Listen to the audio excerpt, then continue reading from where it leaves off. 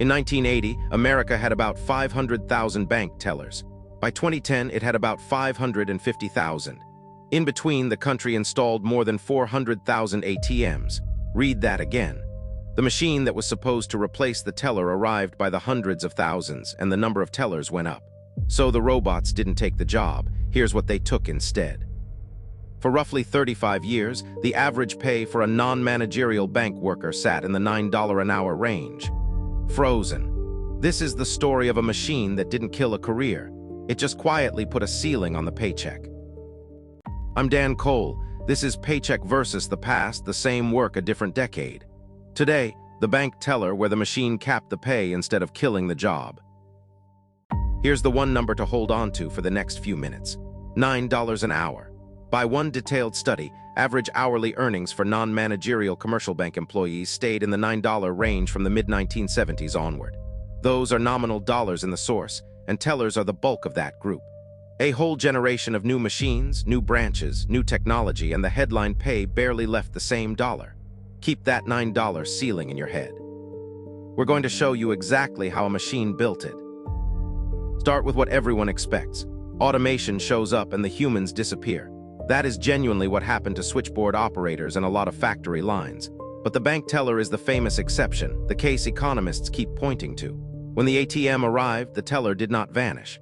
The job count actually drifted upward for 30 years, which raises a much more interesting question than where did the jobs go? If the machine didn't take the work, what exactly did it take? Here's the trick the machine pulled. It didn't remove tellers, it made each one cheaper to employ. Once an ATM handled the routine cash, a branch needed fewer tellers behind the counter.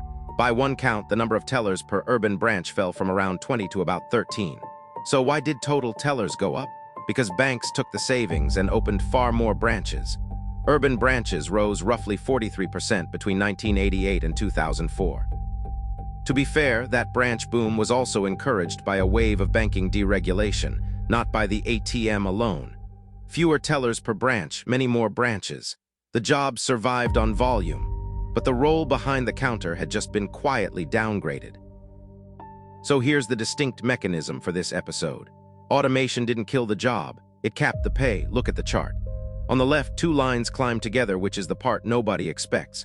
One line is tellers rising from about 500,000 to 550,000. The other is ATMs racing past 400,000. Both go up. Now watch the right side. The gold bar is the paycheck, and it should keep rising with all that activity.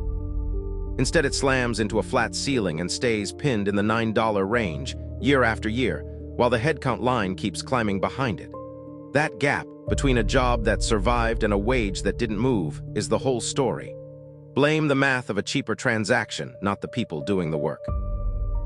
Beat 1, the price gap that made it all possible. In a much-quoted figure from the early ATM era, a single teller transaction cost a bank around $1.07. The same transaction at an ATM cost about 27 cents. Treat those exact numbers as an illustrative figure from the 80s and 90s, not today's price. But the direction is rock solid. A separate government analysis put an ATM transaction at roughly 1/4 the cost of a human teller. When the machine does the same task for a fraction of the price, the human's labor gets repriced against it. You don't have to fire the teller to cut the cost. You just stop paying the counter like it's skilled work. Beat 2, the wage that wouldn't move. That $9 range figure isn't a single bad year. The study found it held from the mid-70s for about 2 decades. The authors tie that flat pay to something specific. Union density in banking was under 1% in 1993. Almost no collective bargaining, a job being repriced against a cheaper machine, and a steady supply of new entrants willing to take it. Put those together and you get a paycheck with no upward pressure on it at all. The counter still needed a human. The human just stopped getting raises. Beat 3, the career became an entry job. It wasn't only the dollar figure that changed. It was the shape of the work. In the mid-1980s, almost no tellers worked part-time. By the early 90s, that share had jumped to about 60%. By the late 90s, one study found more than half of all teller positions were part-time, and in its words, almost everyone begins part-time. The same researchers put it bluntly.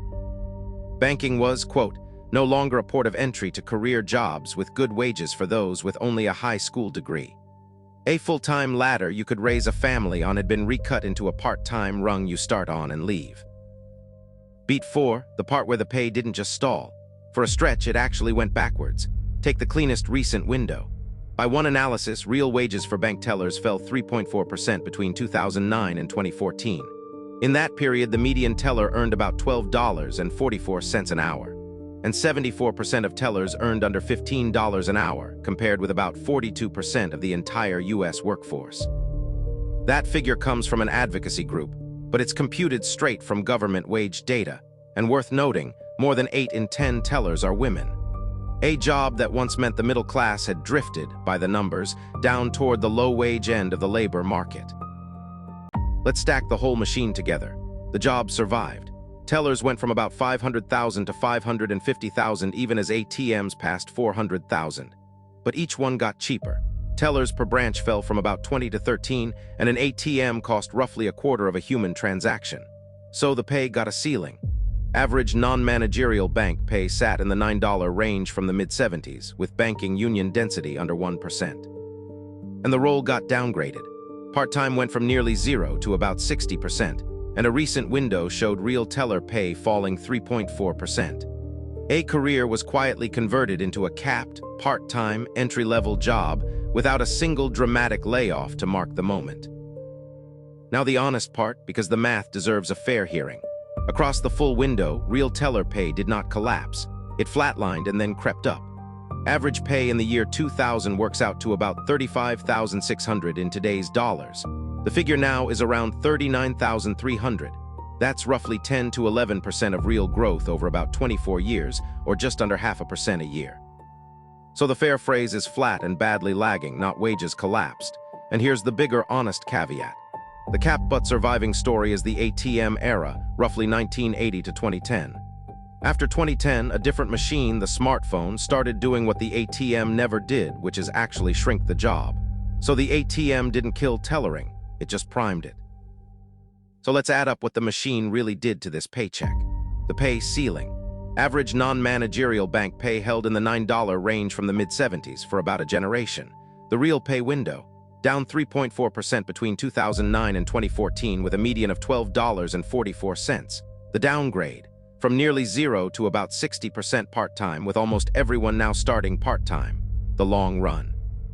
Roughly plus 10 to 11% real over 24 years, badly trailing the bank's own productivity and profits. Added up, and the true cost wasn't jobs lost. It was a lost career ladder, sold off 27 cents at a time. So trap or deal? For the worker behind the counter, this one's a trap, not because a wave of robots threw them out of work. The job stubbornly survived for 30 years. It's a trap because automation found a quieter move than firing you. It repriced your labor against a 27-cent machine and put a ceiling on what the counter could ever pay. Flat real pay, a lost full-time ladder, and a slide into part-time, all without one dramatic layoff to point at. Blame the mechanism, not the people. When a task costs $1 by hand and a quarter by machine, the math, not any villain, sets the wage. The bank teller is the story of a career that wasn't killed. It was capped, deskilled, and quietly left behind. Next time on Paycheck versus the past, we meet the worker the machine actually did erase. The telephone operator, a job that once employed hundreds of thousands until a switch learned to connect the call by itself. Same force, opposite ending. One machine capped a paycheck, the other deleted the job outright. If this one made you look twice at a counter, a checkout, or your own desk, that's the whole point. I'm Dan Cole. This is Paycheck versus the past.